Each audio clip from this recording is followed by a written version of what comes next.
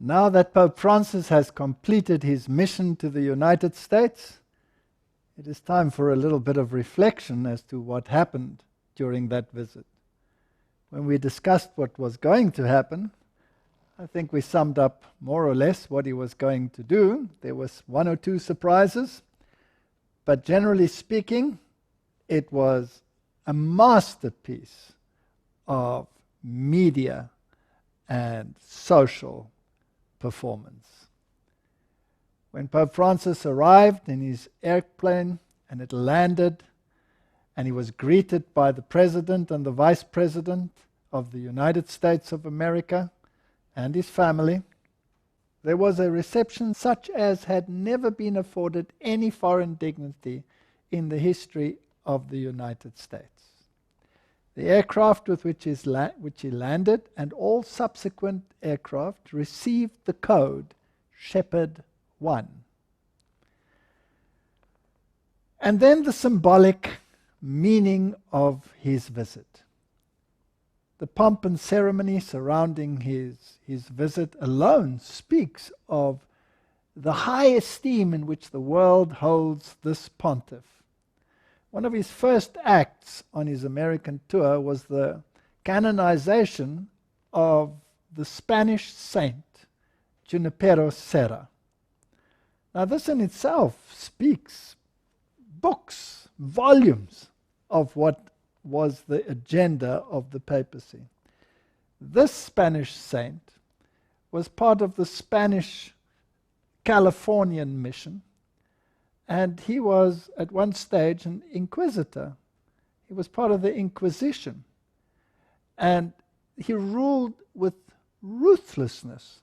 There was much controversy surrounding this man, seeing that some of the Native Americans were highly upset and accused him even of genocidal activity.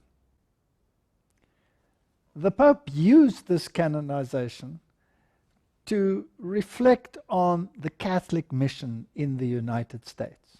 And coupled with this mission, of course, you have the issue of immigration, which played a major part in his tour. The reception of the immigrant. He referred to himself as an American, saying that the boundaries really were irrelevant and that the borders should be open for those of the southern states to enter in. Now, why was America founded in the first place? America was founded because the Puritans and the Christians in Europe fled the tyranny of papal persecution. They fled to this land which opened its arms to receive them. And they wanted a land that was free from the tyranny of persecution on religious grounds. So here was a Protestant nation. And today there's this great controversy about the borders and how to contain the immigration into this nation. And the Pope turned it around. He would like to see those borders open, because then the nation would be flooded with Catholicism. Protestantism would be obliterated and pushed into the background. Now, to canonize this person, Junipero Serra, as a saint, was a very strange act indeed, particularly looking at the history of this man. Coming with the Spaniards into California, creating missions, using the Indians basically as slave labor, and he was a person that used self-flagellation, which was common in the Middle Ages. Martin Luther, when he was still a Roman Catholic, did that because somehow he had to do penance for his sins. But Junipero took it to extremes. He wore garments that were spiked with wires and with boar hairs to create constant pain to himself. He flagellated himself to the point of total collapse. And this is the attribute which is called saintly. It is a total denial of the vicarious death of Jesus Christ, who became sin for me, who took upon himself my sinfulness so that he paid the price for it. In him I am free. I have no need for the works of self-flagellation. This was an act of open controversy, denying the very Protestant principles on which the United States were based. Consequently, after this canonization, it's interesting that it was probably, so they believe, Native Americans actually defaced the statues of Junipero Serra in an act of defiance, throwing paint upon them and writing words of a derogatory nature over the tombstones, etc. So not everybody was well pleased with this first gesture of the Pope. When he was greeted at the White House, it was the most illustrious ceremony ever afforded a foreign dignitary. He was referred to as the example of humility to mankind. And in his speech, he also referred to the immigrant issue, and that everybody was at one stage an immigrant, and that the doors should be opened, that America should be one. So this theme was very recurring in his speeches. The most interesting one was, of course, the Capitol. Now, the Capitol, as we discussed previously, is a fascinating building, and it actually refers back to ancient Rome, the Capitol, which is a Roman idea. And it is basically a copy of St. Peter's. It is a temple. So in a sense, the shepherd one was entering into the temple. And there he stood and gave his speech between the fasciae, the two great fasciae in this wonderful arena. And what do the fasciae actually refer to? These bundles of rods tied together. This was what the Romans used. When the Roman leader would take the nations and the clans and bind them to himself with cords, and the one strong man in the middle became the norm of unity for all of them. This was the man of the moment, stepping in between the fasciae. He immediately pointed across the hall to the relief of Moses, and he spoke about the law. Now it's interesting that this relief of Moses is surrounded by a laurel wreath. Now a laurel wreath is distinctly Roman, but of course it's not only the centerpiece of Moses that is displayed there in the Capitol, but on the sides are the reliefs of other great dignitaries of the past that were associated with the law. And it's fascinating that Hammurabi, for example, is there displayed, also with the laurel wreath. And Hammurabi's law was a very harsh law, totally contrary to the law of God. Then you had Pope Innocent, for example, as one of the great examples of law-giving. So this is a total Catholic setting, a very Roman setting indeed. You know, when we think back over history, and you think of Herod's temple, for example. Herod constructed this second temple, and it wasn't nearly as spectacular as the first temple, but he dedicated that temple not to the God of Israel, but he had a Roman eagle placed at the entrance, in a sense dedicating it to Rome. And the Jewish zealots were very, very upset, and some of them went and defaced that Roman eagle, and Herod had them hunted down and tortured to death. You cannot take the things of God and dedicate them to a pagan system. That is syncretism. Syncretism is something that God has constantly warned against in his Bible. You cannot worship God by the means of Baal. You cannot take God's law and package it in Roman law.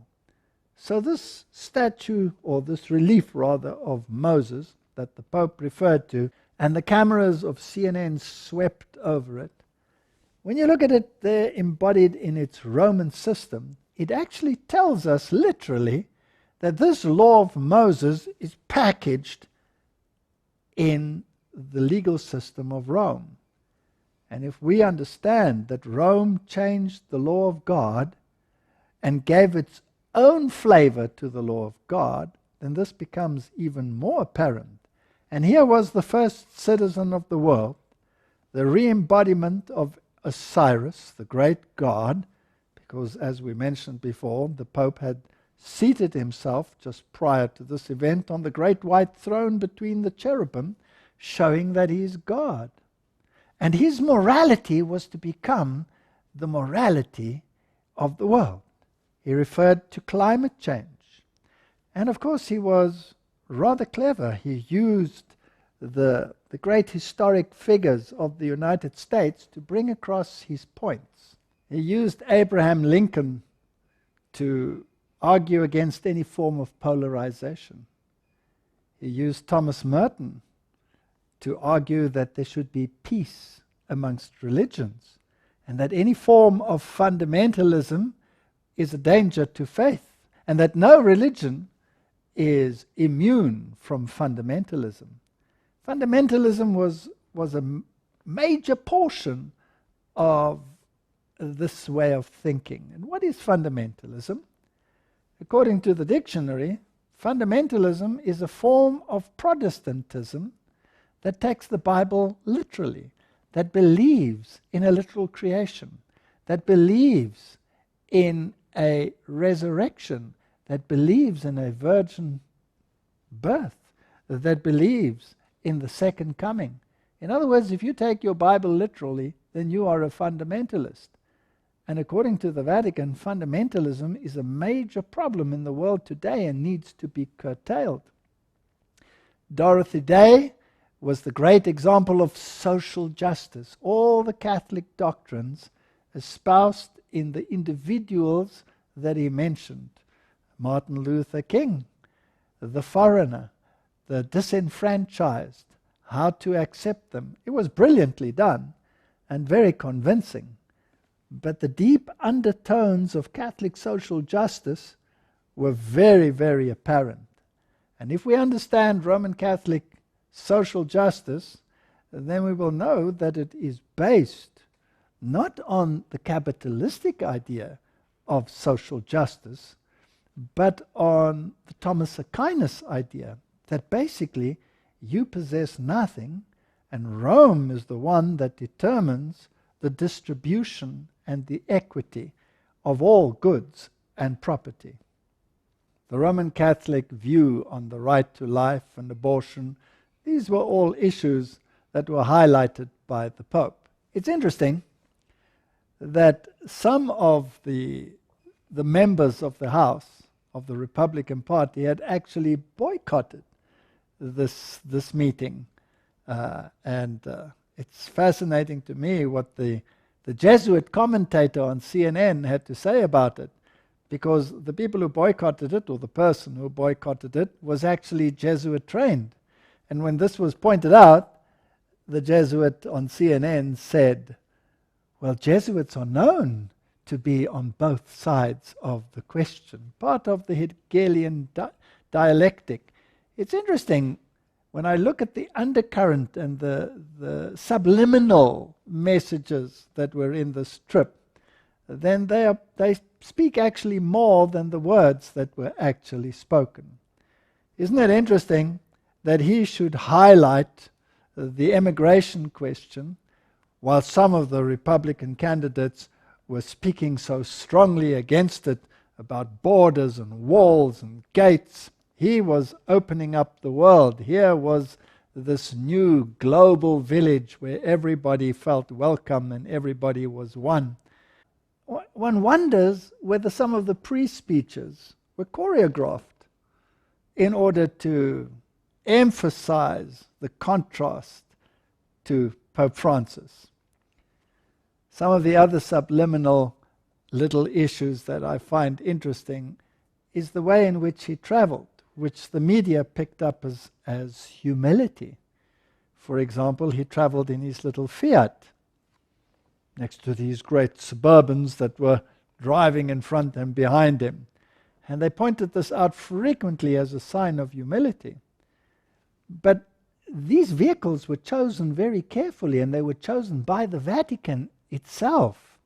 The news tells us that the vehicles were chosen by the Vatican. Now, the word fiat, of course, has an interesting connotation. To rule by fiat means to have absolute authority. So driving in the Fiat means absolute authority. For example, the dictionary would say the headmaster made a fiat decree that such and such was to be the case, and that was that. So fiat, ruling with absolute authority. The other vehicle chosen by the Pope and the Vatican, well in advance to this meeting, was of course the Pope-mobile, which was a Jeep Wrangler. Now, this name in itself is fascinating. A wrangler is, of course, someone who controls the herds.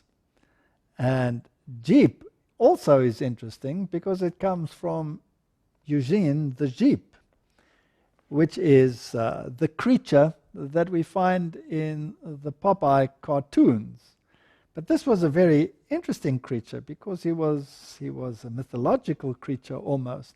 He could transmigrate between the dimensions, and he had a solution to every problem. So he was a being of a higher norm and a higher fashion. This creature, if you could transcend the dimensions, is like an angelic being. Isn't that interesting that the year 2015 was declared by the United Nations as the year of light? And they dedicated to, of course, technology and light technology. But to declare this year the year of light, it reminds me of the French foreign minister who spoke about the 500 days to the prevention of the climate catastrophe and the descending into the abyss. And the 500 days culminated exactly with this papal visit. And here you have the United Nations declaring this year 2015 as the year of light.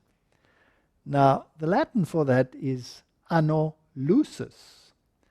And this is used in Freemasonry. Freemasonry dates all its events by anno lucis, the year of light. And if you look at Masonic cornerstones, for example, or commemorative stones, then you will find the date of the present, let's say the year 2015, and you will find it in Anno Lucis, where they add 4,000 years to this period. And this is also the year in which the Pope spoke at the United Nations. Now, previous popes had also spoken at the United Nations, but this was different to any other previous pope, because this was also the 70th year of the commemoration of the founding of the United Nations, and it is the first time in history that a pope spoke to all the assembled world leaders. All previous popes had merely spoken to the ambassadors of the various states. But here, all the world leaders were present. And his message was of particular importance for this time, of course steeped in the issue of climate change. He spoke about human rights, dispelling the collective forms of human selfishness. He spoke about equity. He spoke about access, distribution, equitable distribution, fairness, all these great words. He referred to his predecessors who had also spoken about these issues. And this reminds me of Pope Benedict's speech when he touted human rights as God-given. And he referred to Benedict and his speech in terms of human rights. And Benedict had also made it quite clear that human rights were based on natural law. So it's not based on divine law. And natural law is, of course, the basis upon which Roman Catholicism bases its authority. And why it claims that it can change the law of God, because it doesn't base it on Scripture, but on natural law. And who is the one who exemplifies natural law? The Pope himself, because from his elevated position of observation, according to Benedict, he is the one who surveys the landscape and decides what is morally right and what is morally wrong. And if you take this together with Ban Ki-moon's statements that the moral stature of the Pope was not to be denied, then this all comes together. Of course, he referred to the law being inscribed in the heart, and he brought this into connection with the environment, referring, of course, also to the November meeting in Paris, where legislation will have to be put in place. Now, during his visit, he didn't mention Sunday legislation in particular, but prior to his visit, he did state that Sunday is to be the heart of the new dispensation. And in his encyclical on the environment, he also elevated Sunday. And if we look at some of the news media's reports on this summit in Paris, then it becomes obvious that this will also be a point of question. Just a few months earlier, The Guardian, for example, had said, if we should set Sunday aside as a day of rest, it would contribute greatly to fighting climate change, because then industry would come to rest at least one day in the week and contribute greatly to a lowering of the carbon damage to our planet. So all of these issues were embodied in these speeches. He made a great moral appeal for working together, for accepting the responsibility for the state of the planet, ridding the world of the fear of nuclear war. All of these issues were, of course, endearing, and he received standing ovations at all his speeches, whether it was at the Capitol or at the United Nations. What is very interesting is that the subsequent speeches by the world leaders were almost more fascinating than the speeches by Francis himself. President Obama came across at the United Nations as the father of the human family, as the one who wanted to create this equity and this fairness. He referred to Russia and its role, and that no nation was to interfere with the sovereignty or the territory of another nation.